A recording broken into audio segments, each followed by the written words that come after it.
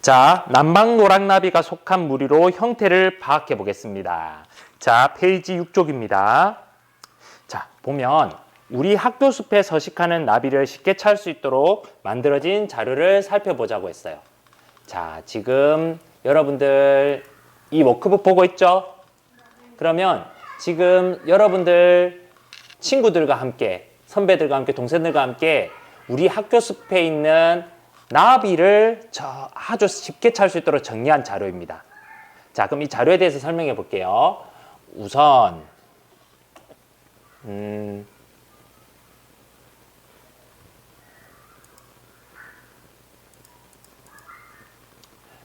첫 번째, 나비가 우리가 잡은 게 나비인지 아닌지를 알려면 이 차례대로 보면 됩니다.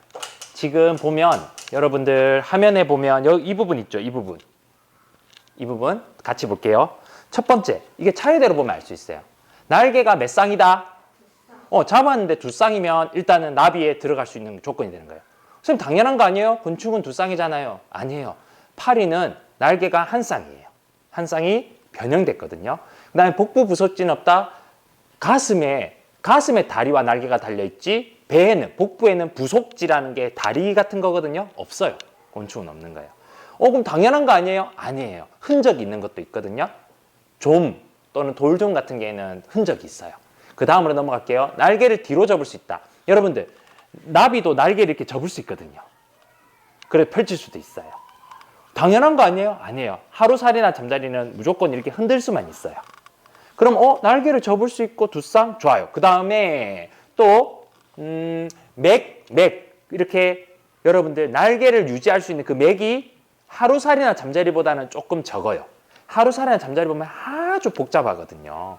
그리고 앞 뒷날개 모두 얇은 막질이다. 이게 가루를 털어내면 투명한 막인 거예요. 선생님, 당연한 거 아니에요? 아니에요. 메뚜기는 보면 약간 두껍고 딱정벌레 같은 경우는 두꺼운 껍질이잖아요. 딱딱한 껍질이잖아요. 그러니까 약간 막질이고 투명하나 비늘 또는 털로 덮여 있으면 일단 나비에 가까운 거예요. 그리고 다음 앞 뒷날개 모두 넓적해야 돼요.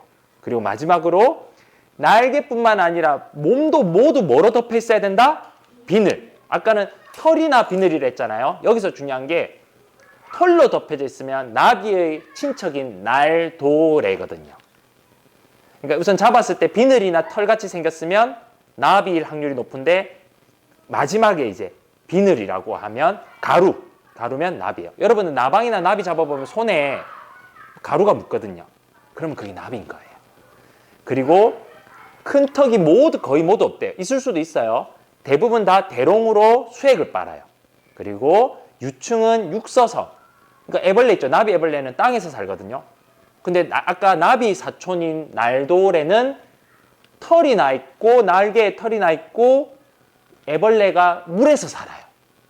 자, 여기까지 이 조건이 맞으면 우리가 잡은 것이 뭐다? 나비다. 오케이, 다음입니다. 그리고 여기에 색깔별로 모아놨죠. 이렇게 분류되어 있는 게 보이나요? 자, 볼까요? 호랑나비 상가에, 흰나비가에, 노랑나비 앞가에는 이렇게 두 종류가 있다. 그 다음 흰나비 앞가에는 또 한 종류가 있다. 이렇게 우리 학교에 있는 것들을 이렇게 무리 지어놨어요. 그리고 출현 시기도 나와 있죠. 예를 들어 우리 학교에서 나왔던 남방노랑나비 볼까요? 보이나요? 남방노랑나비 보이나요? 몇 월 달에 출현했죠? 3월. 이런 식으로 우리에게 잡힌 시기를 적어놨어요. 너무 좋은 자료죠? 근데 그걸 심지어 이렇게 보세요. 밑에 보면 무리 지어놓은 걸 시각화해놨죠? 그럼 더 보기 좋아요. 아까 흰나비과 무리를 이렇게 모아놨고 옆에는 호랑나비과라고 되어 있죠? 자, 이렇게 보면 어때요? 은근히 모아놓은 것들이 비슷하게 생긴 게 느낌이 오나요? 가까운 관계이기 때문이죠. 이렇게 한눈에 찾을 수 있다. 우리가 잡았어요. 우리 학교에 있는 거 잡았으면 여기만 봐도 대충 알 수 있겠죠. 그 사진만 갖다 대도. 맞죠? 잡은 걸 갖다만 대도. 그리고 그게 어떤 물이 있는지, 어떤 시기에 출현했는지를 알 수 있게 자료를 만들었어요. 괜찮은 자료죠? 넘어갈게요. 자, 7페이지 다음입니다. 그러면 이제 무리의 특징을 가지고 우리가 속한 것들의 특징을 알아보는 공부를 해볼게요. 그중 하나를 선생님이 선택했어요. 바로 남방노랑나비입니다. 남방노랑나비가 속한 무리로 우리가 형태적 특징을 파악해 볼게요. 이게 무슨 말이냐? 여러분들 3명은 모두 어느 초등학교 소속돼 있나요? 산인초등학교. 산인초등학교에 속해 있으니까 당연히 어디에 사는 친구들만 있나요? 함안에 있는 거죠. 맞죠? 공통적인 특징을 우리는 당연히 알게 되는 거예요. 너무 좋은 거예요. 그 속한 무리를 알고. 그럼 여러분들 몇 학년인가요? 5학년이면 그 속한 여러분 3명은 모두 어떤 공통적 특징이 있는 거예요? 그리고 5학년이 몇 살인 거예요? 2살이라는 공통적 특징을 다 가지고 있는 거예요. 그래서 우리는 무리의 특징을 알면 그 하나하나의 특징은 당연히 가지고 있는 거죠. 이해되고 있나요? 그러면 보겠습니다. 자, 흰나비과 무리라고 돼 있죠? 근데 이 워크북을 선생님이 여러분들이 보기 좋게 PPT로 만들었습니다. 볼까요? 화면 보세요. 자, PPT로 통해서 워크북을 확인해 볼게요. 자, 흰나비과, 흰나비라는 무리는 기생나비, 흰나비, 노랑나비 이렇게 세 분류로 나눌 수 있을 거예요. 우리 학교에서는. 자, 첫 번째. 흰나비는 나비 무리 중에서 작거나 보통 크기래요. 큰 무리는 아니라는 거죠. 예를 들어 호랑나비 같은 큰 크기는 아니라는 거예요. 공통적 특징인 거죠. 알겠습니까? 그러면 흰나비에 속한 남방 노랑나비는 당연히 크기가 어떨 것 같아? 크지 않다는 걸 우리는 바로 알게 되는 거죠. 괜찮나요? 왜냐하면 우리가 곤충이라는 건 너무 숫자가 많기 때문에 하나하나의 특징을 다 알 수는 없어요. 어찌 그걸 다 공부하겠니? 우리나라에 한 10,000몇 천 종 살거든요. 그거 어찌 공부하겠니? 근데 그 무리의 특징을 알면 하나하나는 다 알게 되는 거잖아요. 다음, 날개가 대부분 무슨 색? 흰색 또는 황색이래요. 흰나비과는. 근데 왜 흰나비라고 했냐면 그냥 그 대표하는 게 흰색 무리를 통해서 했기 때문에 흰나비라고 붙인 거예요. 산인초등학교가 왜 이름이 지어졌냐면 산인면에 있으니까 그냥 산인초등학교라고 한 거죠. 그냥 흰나비와 노랑나비 무리가 있지만 그냥 흰나비를 대표로 하다 보니 흰나비과 이렇게 한 거예요. 알았죠? 우리가 어떤 무리를 할 때 그 무리를 대표하는 아이의 이름을 땁니다. 알겠습니까? 흰나비는 황색과 흰색인 날개를 가진 나비들이 집합인데 무리인데 대표적인 게 흰나비 무리였기 때문에 흰나비과라고 한 거죠. 다음 그다음 암수 모드 앞다리가 있어요. 그래서 다리가 4개인 네발나비와는 구별이 돼요. 이해됐죠? 그리고 그 앞발마디 발톱이 2개로 이렇게 갈라져 있대요. 그래서 호랑나비하고도 구별된대요. 그럼 네발나비 잡았는데 앞발이 있어요. 다리가 6개죠. 그러면 네발나비 종류도 아니고 발톱이 현미경으로 한번 보든지 가까이 보면 갈라져 있어요. 그 발톱이. 그러면 호랑나비도 아닌 거예요. 물론 호랑나비는 잡아보면 바로 알아요. 커요. 화려해요. 자, 다음. 그런데 기생나비는 이 특징을 가지고 있겠죠? 가지고 있는데다 더 특징이 있는 게 뭐냐면 뒷날개에 어깨맥이 있다는 거죠. 이게 뭐냐?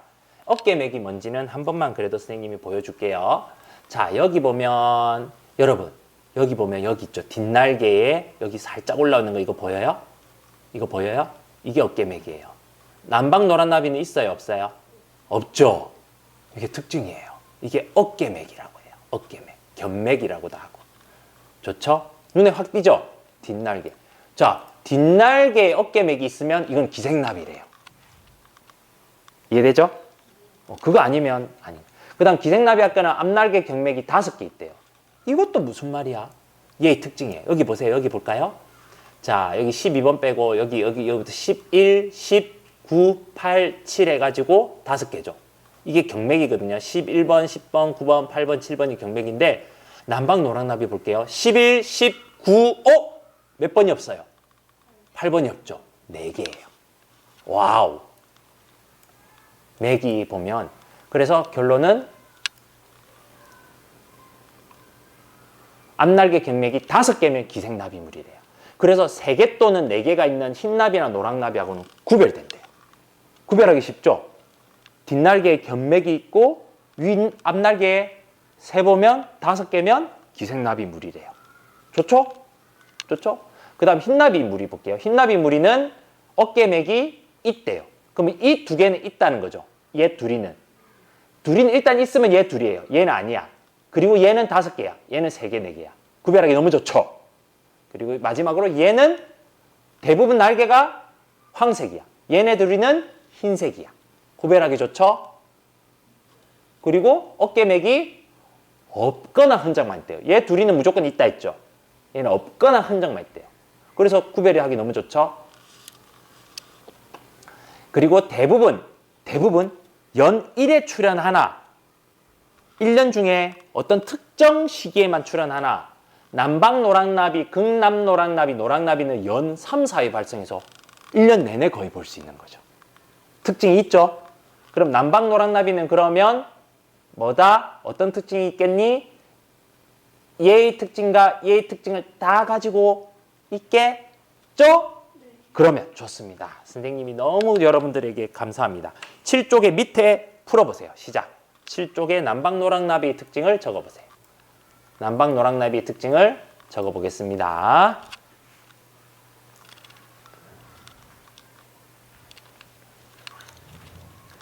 이게 너무나도 중요한 공부예요. 어떤 하나하나의 특징을 다 공부하지 않고 전체를 알므로써 그 하나하나를 자연스럽게 연결시킬 수 있는 능력이 중요해요. 선생님 무슨 말인지 알겠어요? 진짜 중요한 능력이에요. 여러분들 공부도 마찬가지예요. 하나하나를 다 공부할 필요가 없이 공통적인 걸 공부함으로써 그 하나하나를 우리는 알게 되는 거죠. 이게 엄청나게 중요한 공부법이에요. 많이 아는 것보다 공통적인 것만 탁 뽑아서 아는 거죠.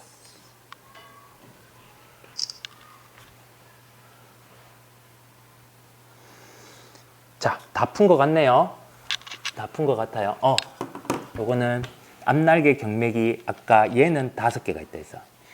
얘는 몇 개 있다 했지? 세보면 되지. 남방노랑나비는 11, 19, 7, 4개가 있어요. 얘는 팔이 5개. 너무너무 아까 근데 그 말 너무 좋다. 하는 그 느낌. 그렇죠? 자, 그러면 여러분들 선생님과 한번 같이 확인해 볼게요. 여러분들 지금 선생님과 하는 공부가 꼭 곤충을 공부하는 걸 떠나서 모든 학습에서도 중요해요. 지금 남방노랑나비를 공부하고 있지만 이 무리를 암으로써 남방노랑나비 속한 것들을 다 알게 된 거예요. 재밌죠? 자, 볼게요. 나비 무리 중에서 무슨 색? 당연히 오케이, 미안해요. 크기부터 얘는 보통 크기래요. 아까 보통 또는 작은 크기를 했잖아. 그럼 보통 크기래요. 얘는 날개 바탕이 얘는 무슨 색이에요? 여기 보세요. 황색이죠? 그 다음 또 좀 알고 가야 된 게 아까 1년에 여러 번 나온다 했죠? 얘는 여름에 나온 거야. 얘는 가을에 나온 거야. 어떤 특징이 딱 눈에 띄나요? 무늬가 옅어져요. 그리고 가을에는 이렇게 옅어져요. 여름에는 이렇고. 자, 넘어갈게요. 자, 암수 모두 앞다리가 있다는 거죠. 발톱이 있다는 거야. 그리고 경맥이 4개 있고 어깨맥이 없었어. 얘는 없어. 그리고 이렇게 여러 번 볼 수 있다. 자연스럽게 공부가 되지 않나요? 남방노랑나비만 공부하면 이렇게 학습이 안 된다는 거죠. 좋습니다. 여러분들 고개를 끄덕이는 마음 너무 선생님 기분 좋습니다. 다음으로 넘어갈까요?